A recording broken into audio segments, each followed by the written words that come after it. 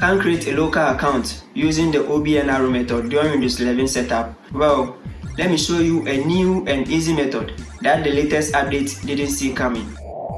Many users are frustrated with the new Windows 11 24H2 update, which enforces the use of a Microsoft account during setup. But don't worry, I'm here to show you how to regain control and set up your device with a local account instead. First, when you reach, let's connect you to a network screen. Don't connect to any Wi-Fi available. Instead, press Shift plus F10 to open Windows command. Once command prompt opens, type in the following command: start ms-cxh:/localhost and press enter. This will pop up an option to create a local user. Enter your desired username and password for your local account. Remember, this account will give you full access to your device without the need for a Microsoft account.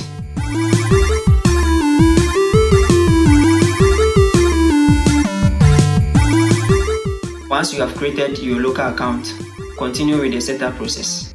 You will be able to customize your settings and get right into using your new Windows 11 without any hassle.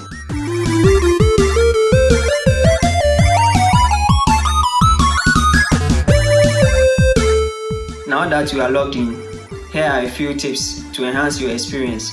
First, consider setting up a backup method for your local account, like creating a password reset disk. This will save you from any future login issues. Check out a link to a video in the description for creating a password reset disk for Windows 11 24H2. If you ever decide you want to use a Microsoft account later, you can easily add one through the settings. Just go to Account and select your info to link your Microsoft account whenever you are ready. And there you have it. You have successfully bypassed the Windows 11 24H2 requirement for a Microsoft account using the local only method. If you found this video helpful, don't forget to give it a thumbs up and subscribe for more tech tips and tricks. Have any questions or run into issues, drop them in the comments below and I'll be happy to help. Thanks for watching.